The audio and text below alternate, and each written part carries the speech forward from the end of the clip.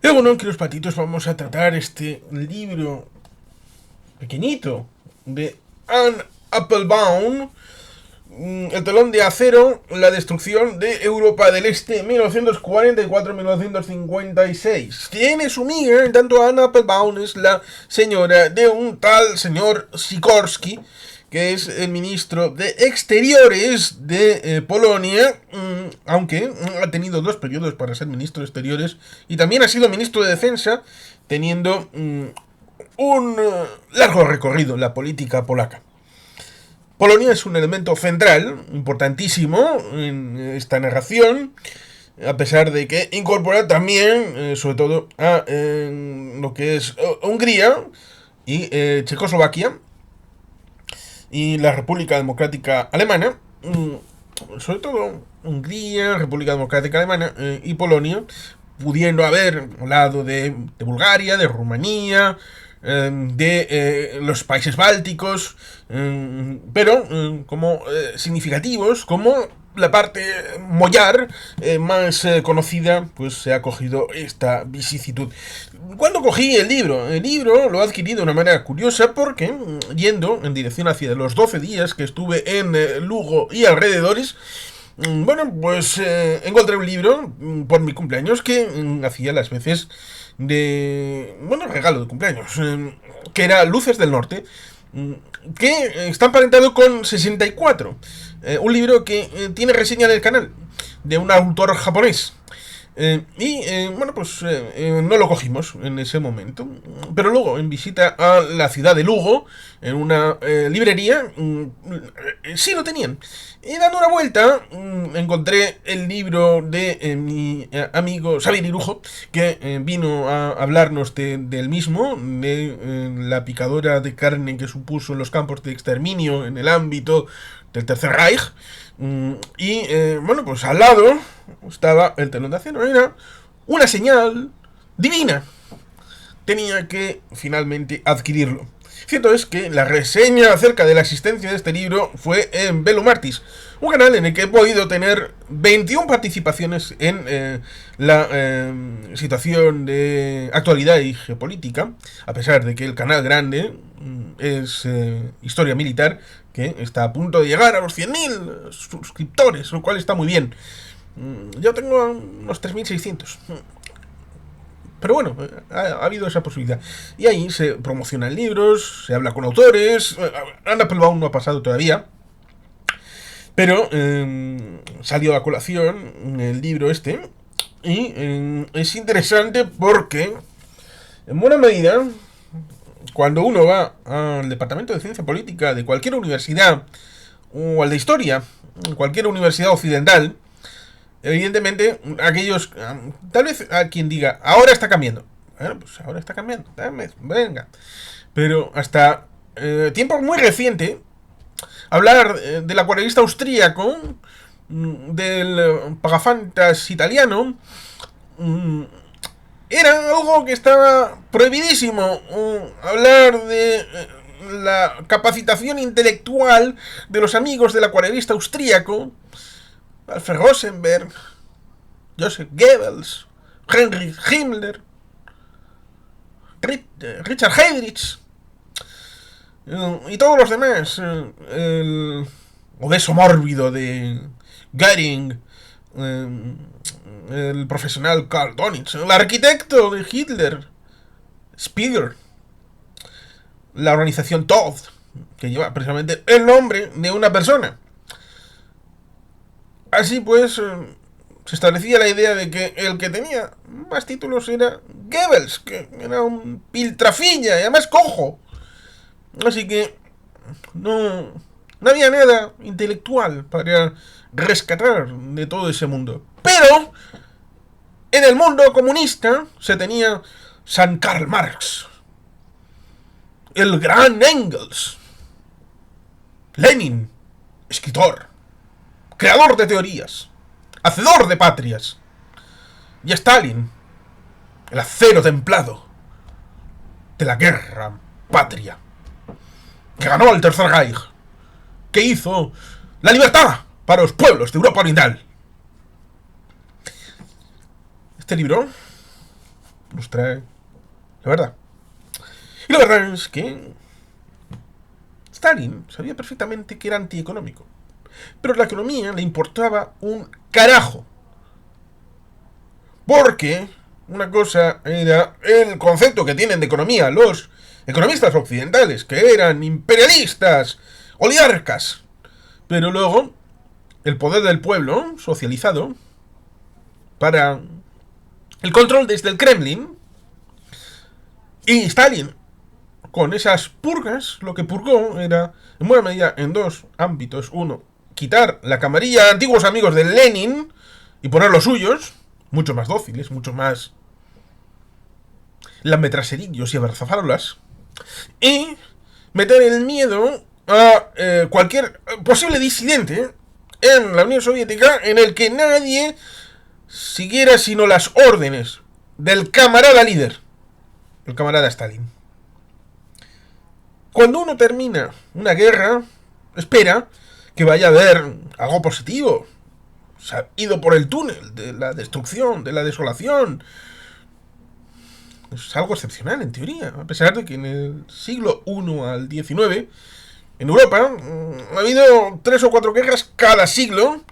Y precisamente por eso, por la atomización en la época de la Baja Edad Media y la lucha intestina respecto de diferentes reinos, principados y todo esto, inventos que no son europeos, como la pólvora, incentivaron el tratar de ganar al vecino con ingenio y tratar de obtener una superioridad estratégica, lo cual llevó a que Occidente, una vez salidos de la Edad Media, en la época moderna y contemporánea, tuvieran el know-how suficiente para estar varios pasos adelante del resto de civilizaciones que pudiera haber en el mundo y poder extender Occidente en el marco global.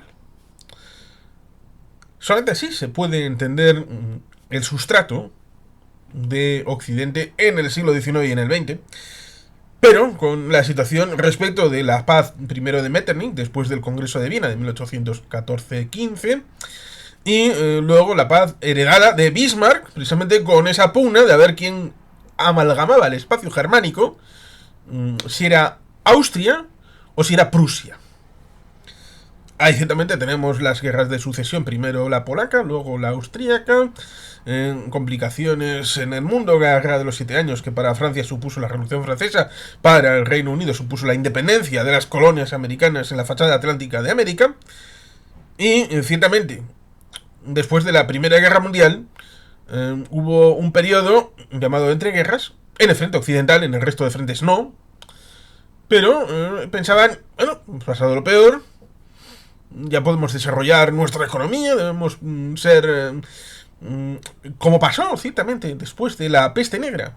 Hubo un movimiento también de introspección, pero también de desenfreno.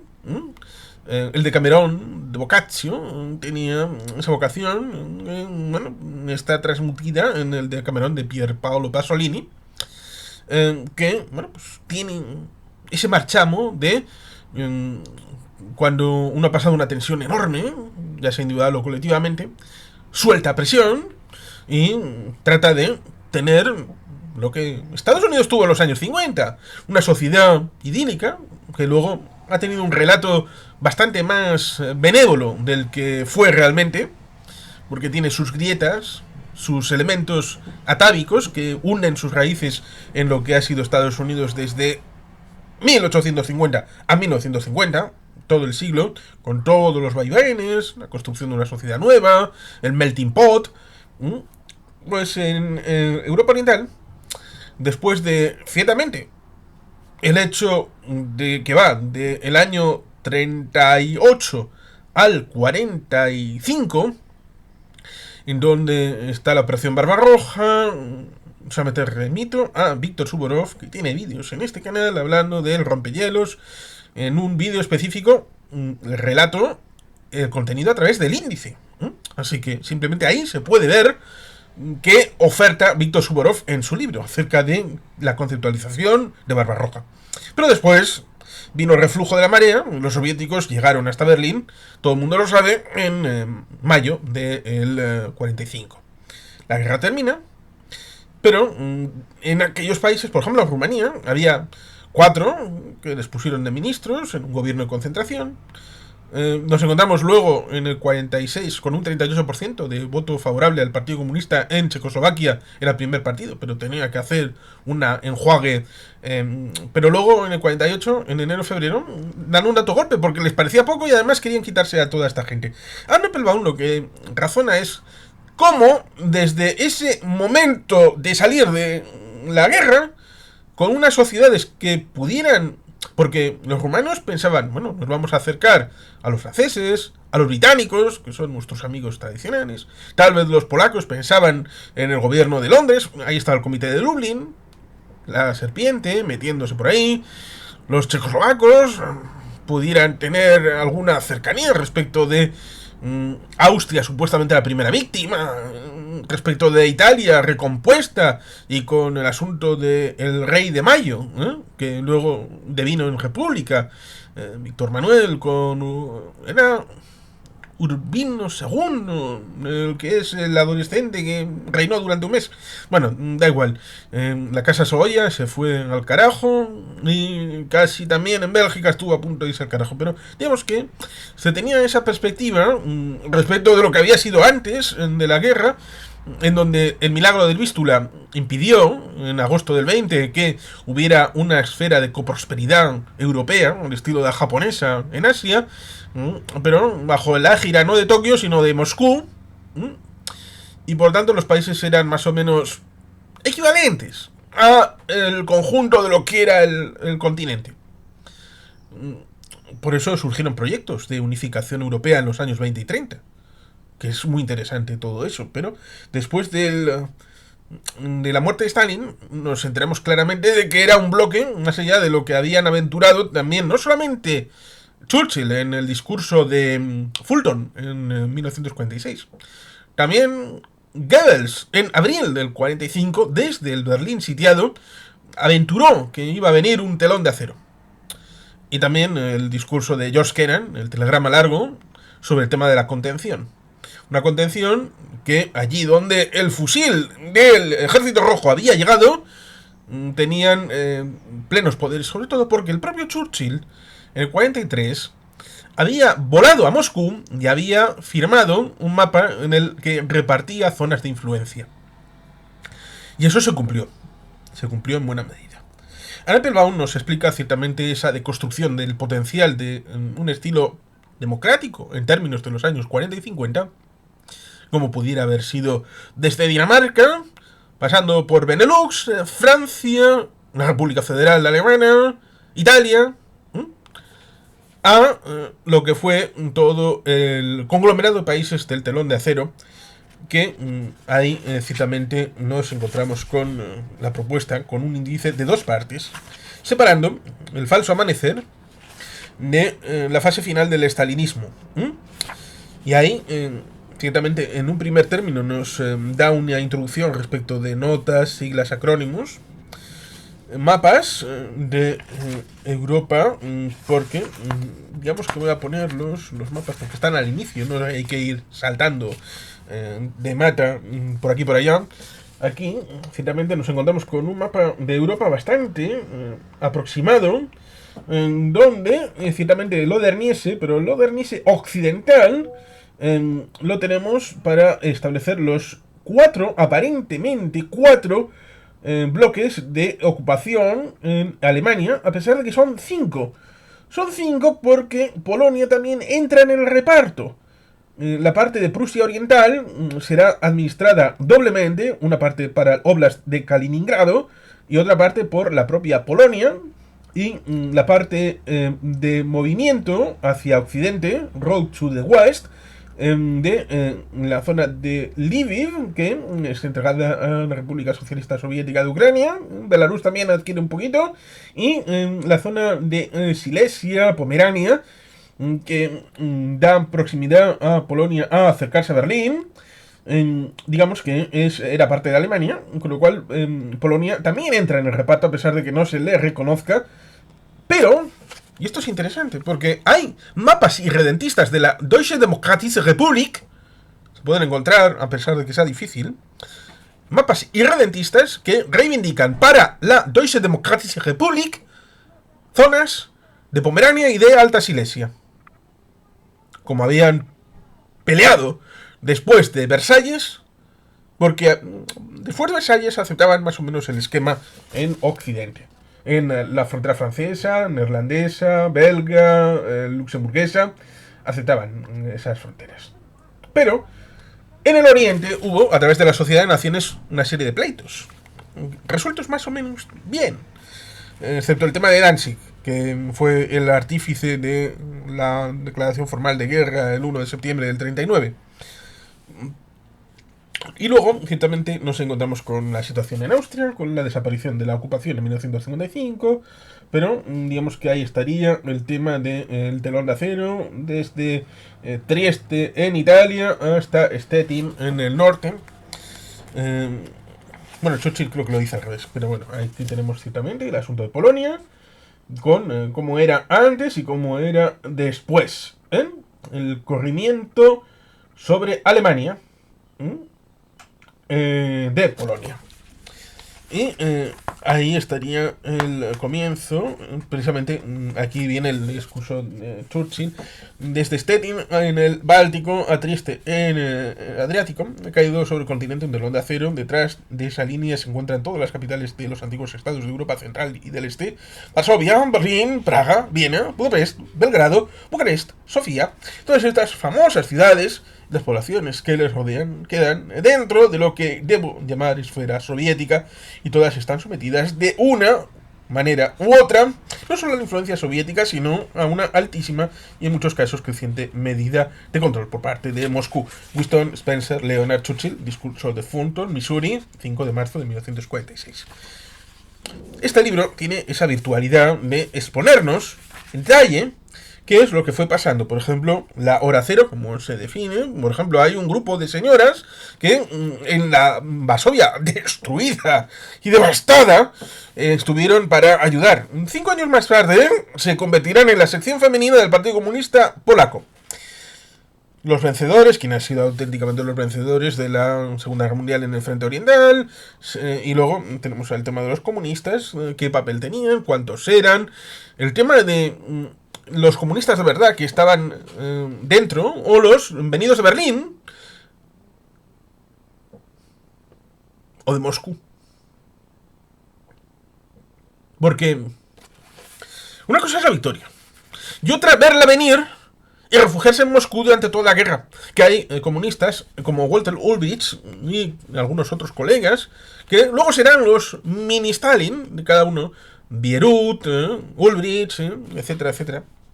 Algunos con peleas internas, como Gomulka respecto del mini Stalin oficial, que se salvó de milagro, y luego cometió pogromo contra los judíos. El antisemitismo no era ajeno a la época soviética. Así que ahí tenemos el tema de la policía secreta, porque, claro, los comunistas aceptaron un elemento más o menos de pantalla pluripartidista, entre el 45 y el 48 más o menos, en donde acapararon el Ministerio de Interior con la creación mimética de policías secretas como el NKVD en la Unión Soviética, y luego fue el KGB. Así que a través de eso estaban empezando a imponer su soterrado reino del terror para luego poder sacar a la luz lo que era real ya en los sótanos. Primero controlar las sentinas y después ya controlar la sociedad y el país en su conjunto, pero siempre con elementos poquito a poco que no den la apariencia, porque había aparente pluripartidismo, varios partidos oficiales en posibilidad de obtener representación, de tener incluso al primer ministro y de tener algo de poder, pero no en el fondo. Tenemos el tema de la violencia como elemento estructural a la hora de ir domando, cosa que la gente recuerda. En el caso de Berlín y de Alemania recuerda la situación de las SA, pero tenían un correlato. Ernst Alemán tenía sus propias SA comunistas, con su uniformidad Y fue un choque duro, muy duro, muy duro en los años 30 y antes en los 20, entre comunistas. El Horst Wessel-Lied es reflejo de eso, de esa lucha encarnizada en las calles entre comunistas y nazis. Así que ciertamente el tema violento hay que tenerlo en su justa medida. Por eso el día 23 de agosto, en Europa, a través del Parlamento Europeo, tenemos la memoria conjunta de las víctimas del estalinismo y del nazismo. Conjunta. Rememorando el pacto Molotov-Ribbentrop, que durante 2 años fueron amiguis. Recordemos, el día 1 de mayo de 1941 hubo una delegación nazi en el 1 de mayo en Moscú, en el desfile.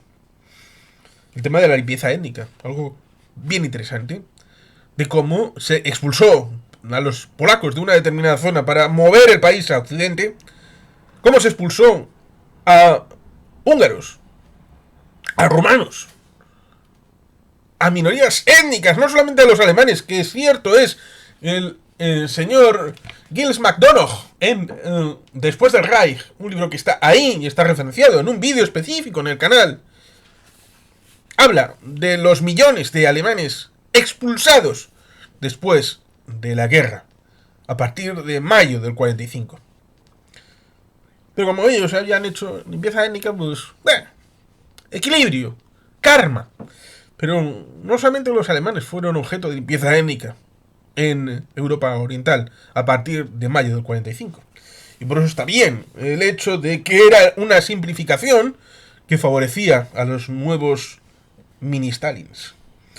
Los jóvenes, a través de la eliminación de los grupos disidentes como los Boy Scouts, que eran molestos para el poder, la radio, el control de las comunicaciones, ir infiltrando, ¿no?, para que de una manera pública o encubierta los locutores estuvieran al servicio del Partido Comunista, como se pone como ejemplos. Y el tema de la política, claro, ¿quién controlaba realmente? ¿El que nominalmente era el primer ministro? ¿El que tenía la mayoría de ministros, pero no el ministro del Interior? ¿Aquellos que controlan la policía política? Lo que será la Stasi, la Securitate, etcétera, etcétera. Todos con una en los países de Europa Central y Oriental.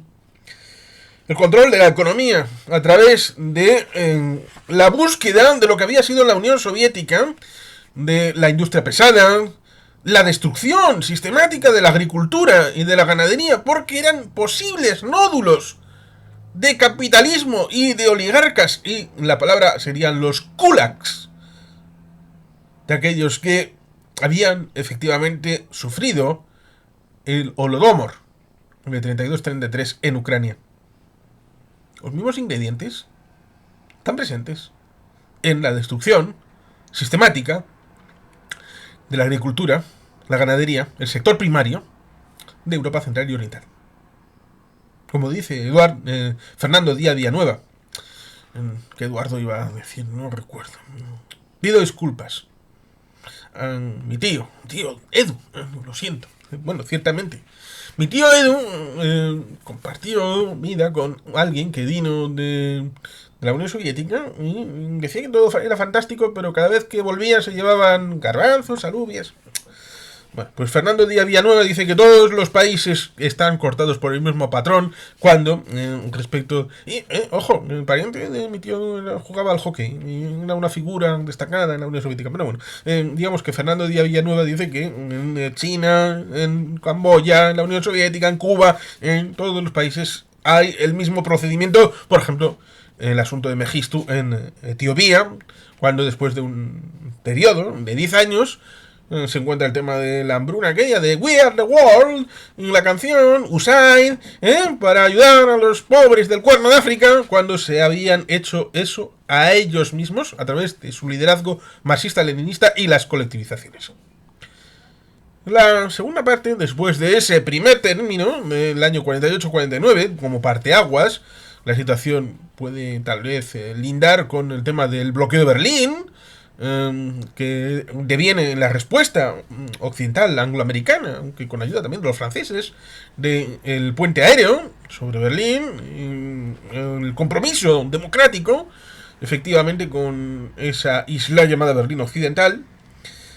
Pues en esos años finales hasta el 53, a pesar de que se incorpora hasta el 56. En el ámbito oriental hay una suerte de idea de que la guerra termina en el 56 porque si a Hungría, que estaba cerca del telón de acero, que se revuelve precisamente para tener Nagy, el tema del rostro humano, socialismo del rostro humano y todo esto, no le dejan tener un socialismo propio y desde Occidente no hacen absolutamente nada. Entonces, ¿cómo van a seguir la lucha guerrillera en Polonia, en Ucrania, en los Bálticos? Lo cual dicen, pues se acabó, se finí. Y por tanto, por eso, en buena medida, en estos países hay placas que hablan de la Segunda Guerra Mundial terminando en el 56, como nos lo recordó Carlos Caballero Jurado. En esa fase final del estalinismo nos encontramos, por ejemplo, el tema de los enemigos reaccionarios, enemigos internos, como elemento de purga, como ha dicho Stalin a comienzos de los años 30, para tratar de establecer las bases sobre las que el poder no solamente tiene el poder, sino que nadie puede toserle al poder. El partido siempre tiene la razón. Y la creación de ese Homo Soviéticus, para entrar en la psique de las personas, remodelarlas y reconfigurarlas. Esto hay dos libros bien interesantes que lo diseccionan muy bien. Orwell, Rebelión en la Granja, 1984. Los escribió a finales de los 40, sí, pero veía lo que venía. Hasta el punto de que el señor que obtiene el premio Pulitzer en el año 33 por los reportajes en Ucrania diciendo eso de los Holodomor es una mentira, no existe, todo perfecto, le dijo, estando en las reuniones ligadas a la BBC en los años 40, en la Segunda Guerra Mundial, a este no le deis nada, este es un siervo de Moscú, está al servicio de Stalin. No se equivocó, era verdad. Orwell tenía ojo, sabía lo que había, conocía bien a Stalin y conocía bien el Kremlin y la Unión Soviética. ¿Era un kremlinólogo? No, pero hizo una disección bien interesante en esos dos libros. Con lo cual, ahí podemos ver esa idea, sobre todo en 1984, respecto de lo que el protagonista debe pensar, debe sentir con el gran hermano y con el partido. A pesar de que en el tema reproductivo se pueda unir al tema de un mundo feliz, a los Huxley y todo esto, pero estamos con el tema del Homo Soviéticos. El realismo socialista, respecto de la arquitectura, respecto de las artes en general. Afortunadamente, muchos de los edificios que se estuvieron proyectando no se pudieron hacer. Esto lo habla respecto de Varsovia, que se libró, sobre todo teniendo en cuenta de que había sido devastada completamente, y en buena medida porque en la revuelta, no la del gueto del 43, sino del Armia Krajowa, que pensó, si nos lo liberamos por nosotros mismos, como se había liberado Amberes se libera más o menos en paralelo por las propias fuerzas guerrilleras, partisanas, nativas, y luego los británicos se colgaron la medalla. Digamos que habiendo un gobierno legítimo en Londres, polaco, si Varsovia se hubiera liberado por sí misma, entonces habría tenido un encaje respecto de lo que... Y por lo tanto, los soviéticos, al otro lado del Vístula, donde fueron frenados en agosto del 20, se frenaron ellos mismos para que los alemanes hicieran el trabajo sucio y borraran la revuelta del Armia Krajowa del Ejército Nacional, y después poder entrar con la ciudad ya limpia, por decirlo de alguna manera. Pero eso significó la destrucción sistemática de todos los edificios y por lo tanto después que había la posibilidad, primero hicieron una operación de nacionalización de todo el término municipal y todo lo que contenía, con lo que no pusieron ningún problema porque eran escombros, Pero después, para la construcción, con ese brutalismo, ese realismo soviético, era algo que, para posteridad, afortunadamente, muchos de los edificios no se pudieron hacer. Y como sucede ahora en algunas ciudades de Alemania, están recuperando ese antiguo sabor del casco antiguo para, en principio, volver a tener esa visión trascendente histórica respecto de lo que ha sido la evolución urbanística. Pero ciertamente, más allá del hipnotismo que uno puede tener respecto de ese brutalismo soviético, es algo que es más feo que un macaco. Ciudades ideales. Esto le pasó a la camarada Ceausescu cuando fue a visitar al norcoreano. En Pyongyang vio algo que le deslumbró y estuvo a punto de destruir toda Bucarest, como lo hablamos con el compañero Víctor Vasilescu. Fue algo horrible. Ayer tenemos el Palacio del Pueblo como el edificio legislativo más grande del mundo. Una mole tremenda que fue objeto de polémica porque tenían unos préstamos occidentales que los fueron pagando religiosamente y fue parte del camino que llevará a diciembre del 89 a liquidar a los Ceausescu. Los colaboradores renuentes, el tema de los gulags, los oponentes pasivos, porque aquellos que están en medio son esa mayoría silenciosa que, salvo en difíciles situaciones y muy puntuales, no salen a protestar. Se conforman.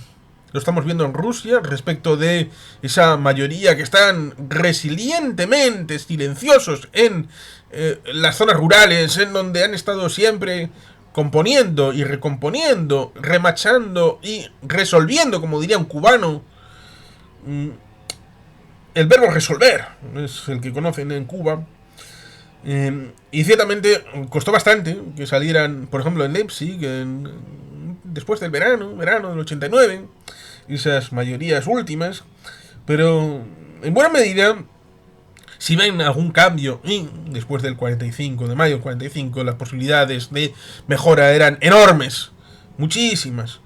Y por tanto, a poco que se hiciera algo, a pesar de que fuera a coste de sacrificar, primero, ciertas libertades para los jóvenes, para el tema de la información, la comunicación, el tema de tener violencia en algunos ámbitos, tener una situación que, bueno, a algunos les empezaba a resultar comprometida en algunos trabajos, pero si la mayoría tenía una mejora respecto de lo que habían vivido hasta mayo del 45, pues en buena medida aceptaban, porque ¿cuál sería la alternativa? Ni se lo planteaban.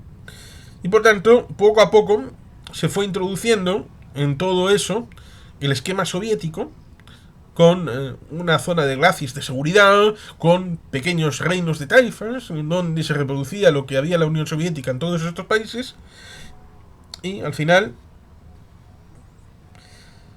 pues con esos oponentes pasivos y la ausencia de revoluciones, pues nos encontramos con una descripción bien detallada a través de este libro, en donde Anna Applebaum nos explica por qué y cómo Europa Oriental cayó en las garras del comunismo, del marxismo, del socialismo, del ámbito soviético, hasta 1989, cuando cae el muro de Berlín, cuando al final empieza a desgajarse el territorio del glacis de seguridad, la doctrina Sinatra, My Way, cada cual por su lado, y finalmente, no solamente el Tratado 2+4 de la reunificación alemana del 90, sino también la propia caída de la Unión Soviética el 25 de diciembre del 1991.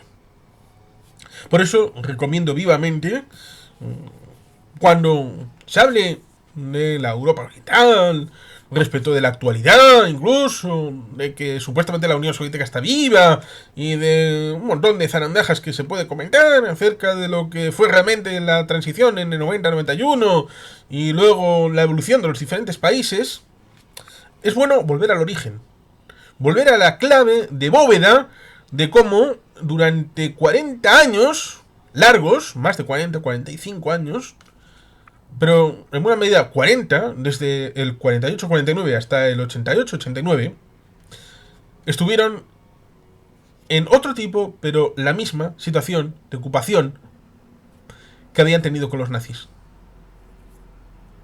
Es como cuando se habla de la dictadura franquista y luego la dictadura de ETA.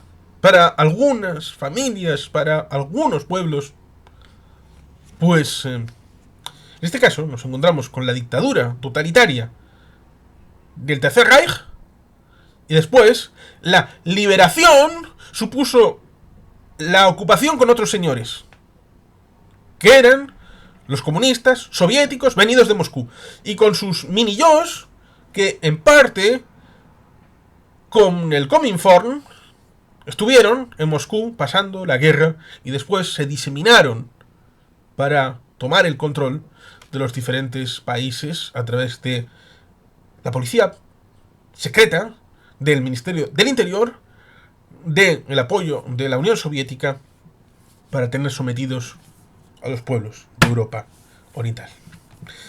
Y sin más, queridos patitos, es que ricasco, agur verbat, Betty Helpian.